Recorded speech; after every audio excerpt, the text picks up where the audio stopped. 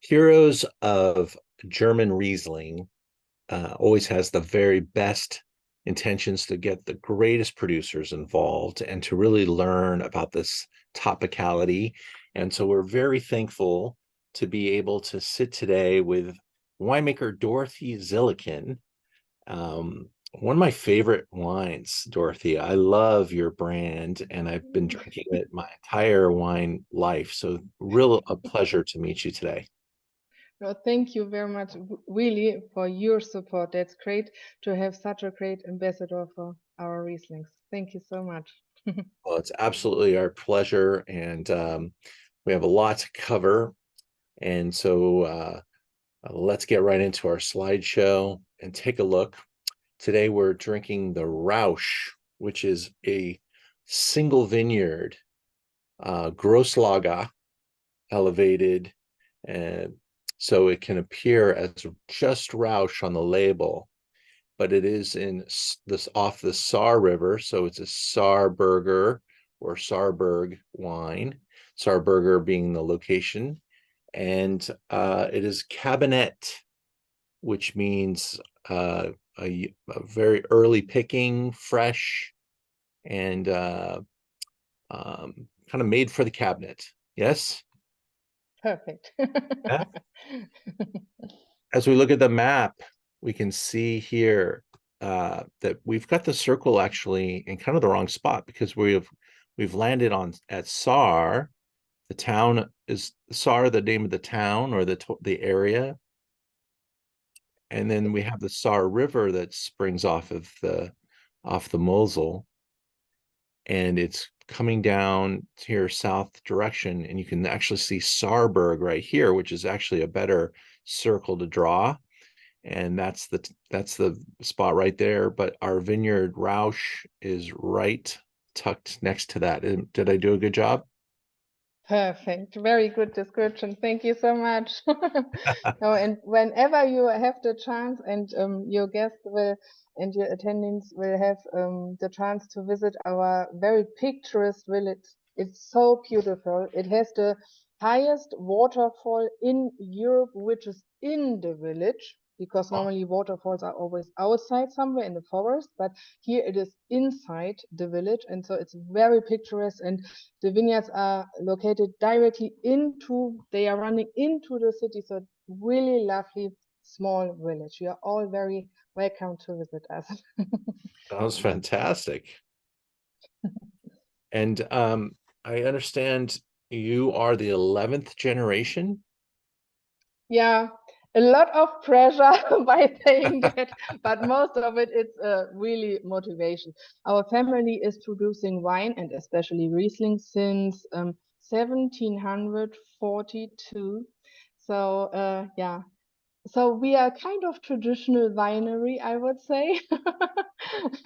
But That's for me, tradition doesn't mean something weird or something stubborn. It's more that we can focus on what our great vineyards will offer us, and yeah, that we can save those treasures.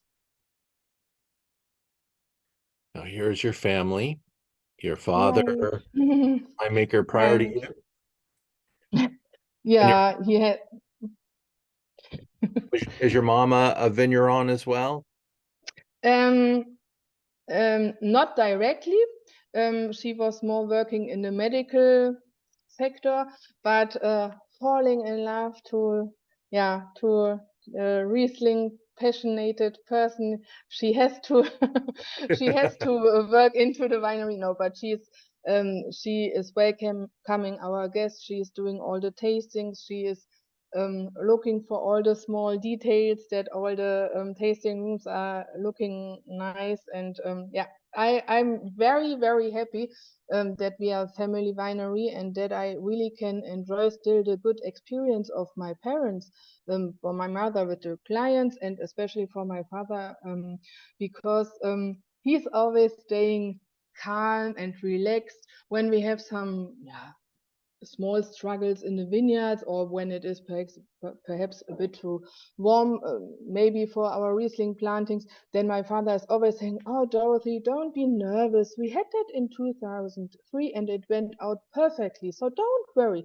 And it's really like he's always saying, so he is always taking me down to the earth, and that's perfect. And it's also perfect for my husband and for me to work with him, because yeah, he has a great knowledge in the cellar, in the vineyard, and whenever we have the chance to taste some riper Rieslings out of our treasure chamber, he can imagine how this particular wine will change during the next 10 or 20 or 30 years. And I think that's also really a kind of present that we can use all his knowledge. And I have yeah, I'm the boss of the company since 2016, and officially my dad has retired then. But of course, he is still working here, and I'm very, very happy and glad that he is doing that. That's really a gift, I think, for us.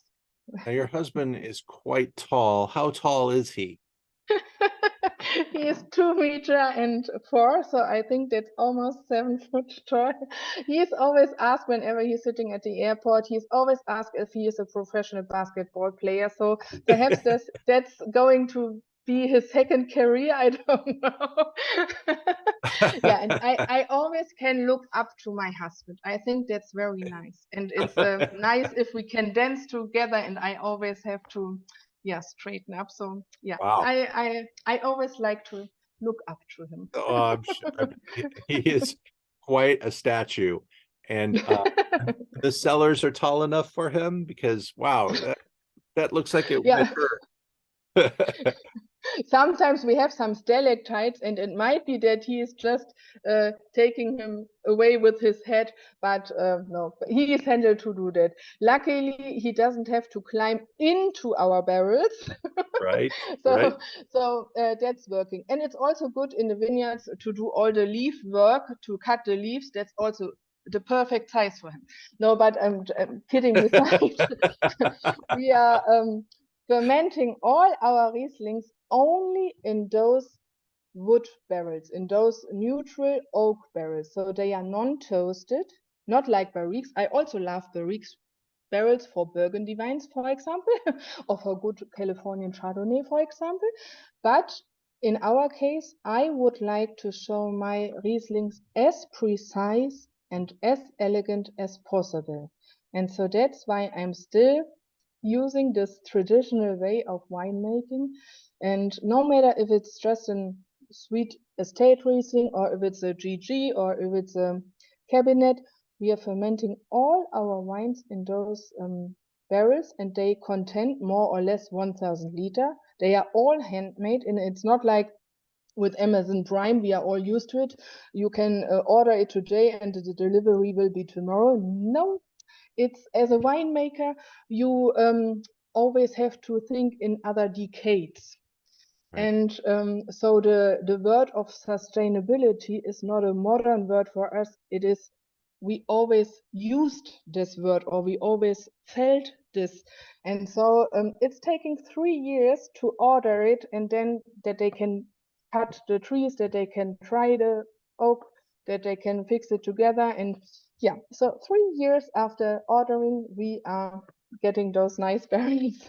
And Wow. the good thing about it is that we can use them 60 or 70 years. So most of the barrels which you can see here on the picture, it's so heartwarming for me to know that my grandfather was working with those barrels, exactly those barrels, and that my father and my husband, our team, and I, we are still working with them. I don't know a lot of profession where you can work with the same things 3 generations. I really adore this feeling.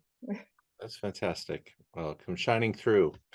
And you have this is a look at part of the Rausch vineyard that wraps around this. And this is kind of the story, right, of both the Mosel and the Saar. They both have this kind of snake-like wrapping back and forth. really kind of promoting those southwest facing slopes. Is that correct? Perfect. Yeah, that's totally correct. And you can see our vineyards are steep, so between 30 up to 65% of steepness. So for going ski, that's perfect. Right. But to work in the vineyards, sometimes it's a bit difficult. But yeah, I always think and hope that the work is worth it. And we only have Riesling, no other variety. And our main vineyard is, which you said correctly, totally correctly, is the Saarburger Rausch. So in total, we are owning about 38 acres, and most of them, so about 32 acres, are located in the Saarburger Rausch. And we are owning the majority of this vineyard. We are very happy about it. And the good thing about the Rausch is you have a lot of fruitiness in the wines, but you always have a hint of etherical notes, a bit of mintiness or yeah, thyme or citrus, which is working a bit against the officially sugar content in the wines. And we have two different stone types in the vineyard. One is called slate. I'm sure everybody of you will know that. So it's light gray or middle gray slate. It's very thin plated, and you can break it very easily with your hands. And then we have an second stone, which is a volcanic eruption stone, which is called diabas. And not a lot of German vineyards are showing this diabas. With your next winemaker, he is also presenting this terroir, but it's very unique for Germany. And so Rausch is always tasting a bit differently to the other vineyards which we are owning. So Rausch is our main VDP Grand Cru site, and then we have also Ockfener Bockstein and Eiler Krupp, and those are as well VDP Große Lage, VDP Grand Cru vineyards. And then we have a bit of Niedermenninger Herrenberg, which is a bit cooler. It's a bit higher from the amplitudes, and so that's good because we can't harvest everything on the same day, and so it's good to have different structures in when they are getting ripe, and yeah, that's helpful. When you go to pick your Roush for cabinet, what do you look for? Healthy berries, loose or middle loose clusters, not too compact. But the most important thing is the taste. It must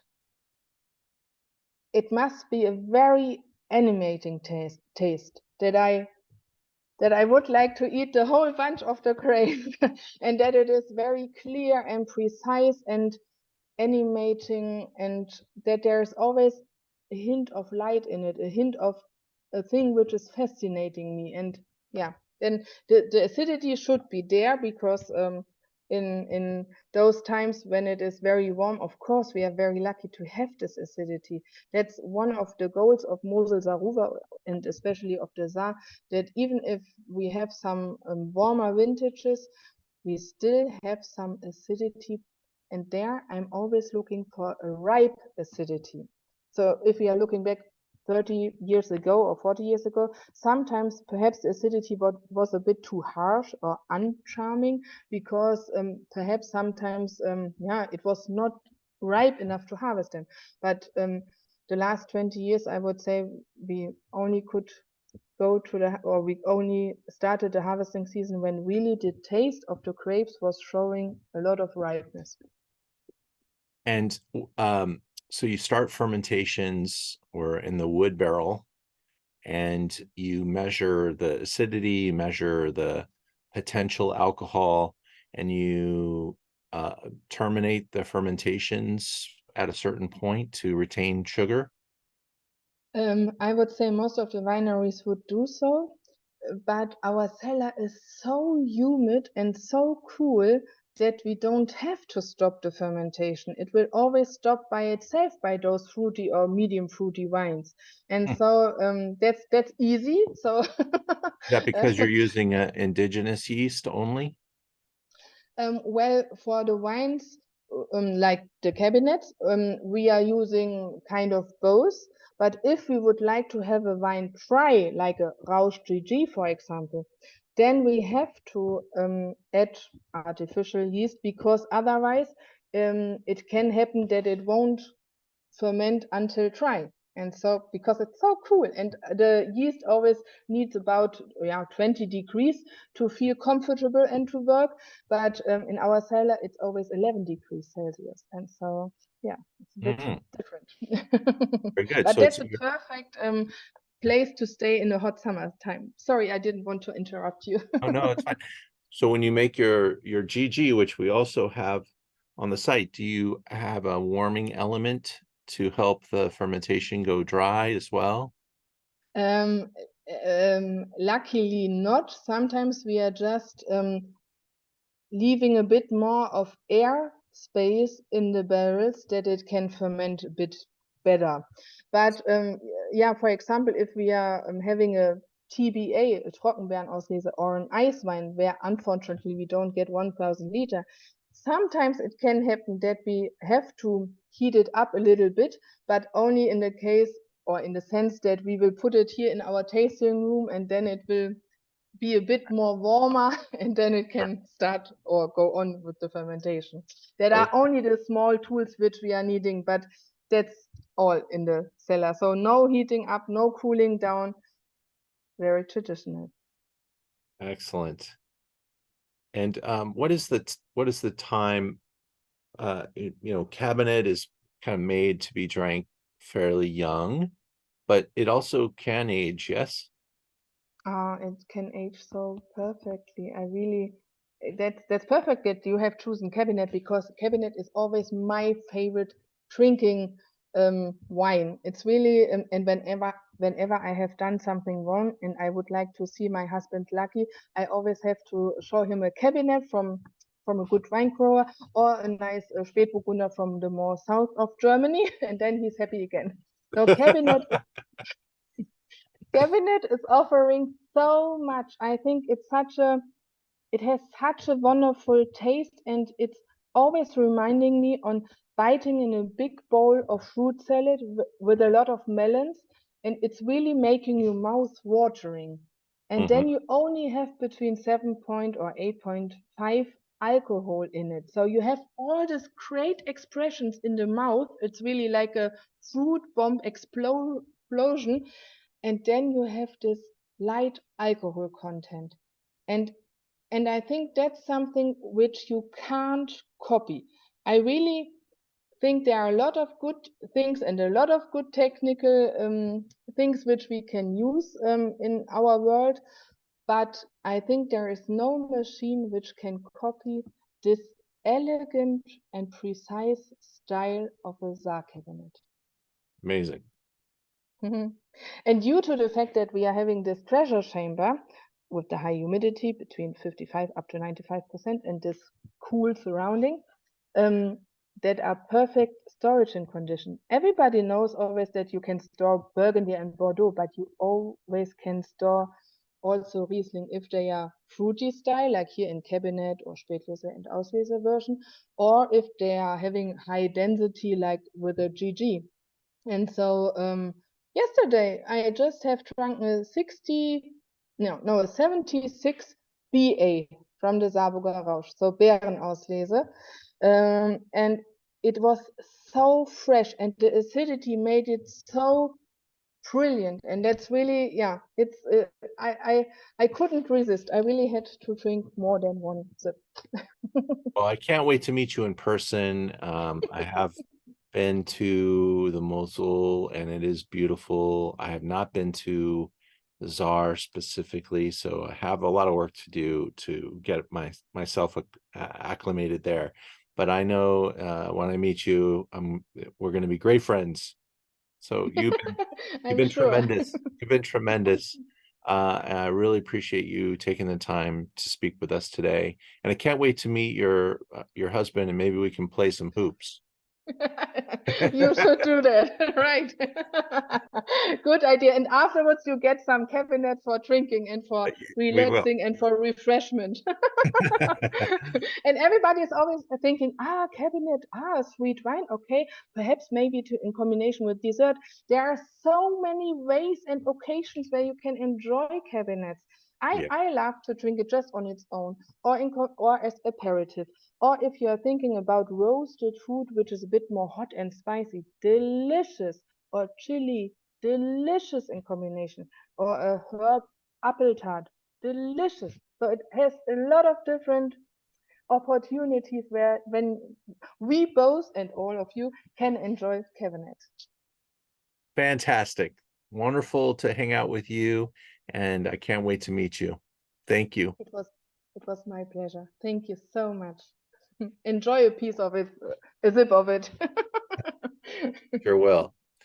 Well, thank you so much. And if you send any photos, we'll paste them in there and fix everything up nicely and make sure you get a chance to see it when we go live. Thank you so much. And I'm so sorry that it was so confusing the first 5 minutes. I'm It sorry. was so great. It was so great. Wonderful. Thank you. Thank you. Have a great day, and You too. hope harvest this year goes well. How's it looking for 23? Yeah, so far it's okay. I'm always nervous, but so far it's okay. We are planning at the moment, we are planning to start at the last week of September or the first week of October, which is normal in our area.